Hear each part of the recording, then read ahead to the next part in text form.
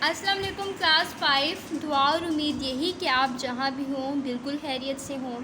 Student, پچھلی videos میں ہم نے نظم حمد باری تعالیٰ کی ریڈنگ کی اور ہم نے بندوں کی تشریح کی.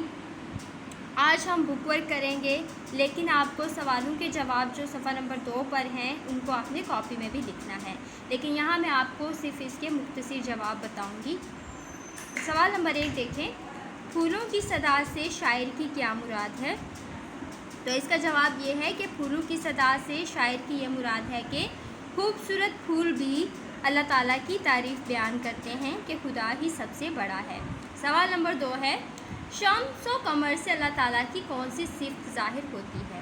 اب اس کا جواب یہ ہے کہ شمس و قمر یعنی سورج اور چاند سے اللہ تعالیٰ کی یہ صفت ظاہر ہوتی ہے کہ جس قدر شمس و قمر روشن ہیں، بالکل اسی طرح خدا کا جلال اور قدرت دنیا میں دکھائی دیتی ہے. سوال نمبر 3 ہے، شجر و حجر کو غور سے دیکھنے پر کیا بات سمجھ میں آتی ہے؟ اب اس کا جواب یہ ہے کہ شجر و حجر کا مطلب ہے درخت اور پتھر.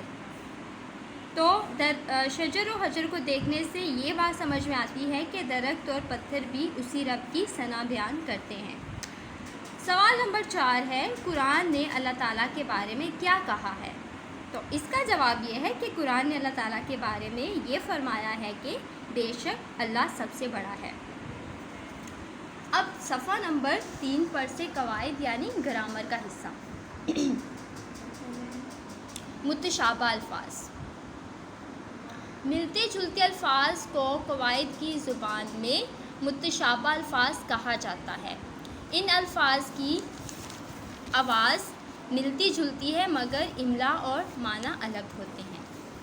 متشابہ الفاظ سے مراد یعنی وہ الفاظ جن کی آوازیں تو ایک جیسی ہوتی ہیں مگر جب ہم لکھتے تو ایک جیسا ہے لیکن ان کے معنی ایک دوسرے سے بالکل مختلف ہوتے ہیں. مثلاً صدا.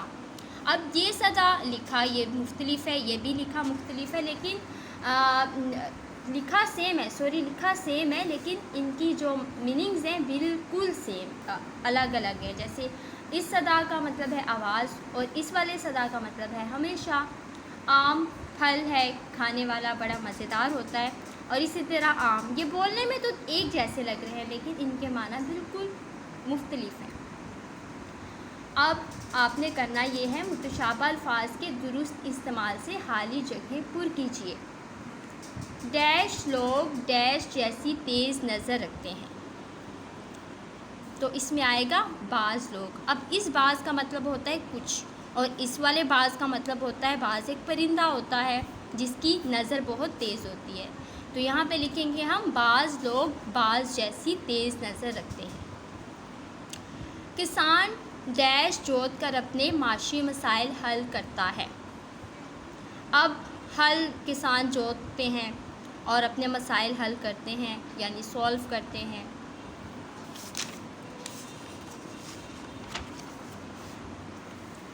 ڈیش سے ڈیش کرنا صحت کے لیے مفید ہے. کثرت. اس والے کثرت کا مطلب یہ ہے ورزش، اور یہ جو کثرت لکھا ہوا ہے اس کا مطلب ہے زیادہ تعداد میں کسی چیز کا ہونا.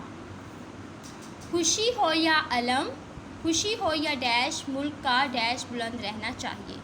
یہاں پہ ہم لکھیں گے علم اور یہاں پہ بھی علم.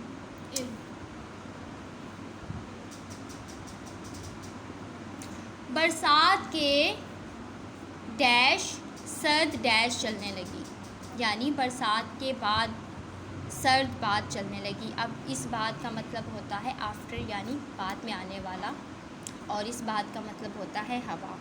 تو اسٹوڈنٹس، آج ہم نے بک ورک بھی کیا، کاپی ورک بھی کیا. اب آپ نے اپنا اس والے سبق کو مکمل کرنا ہے اور اپنا بہت سارا خیال رکھیے گا. دل لگا کے پڑھیے. اللہ حافظ.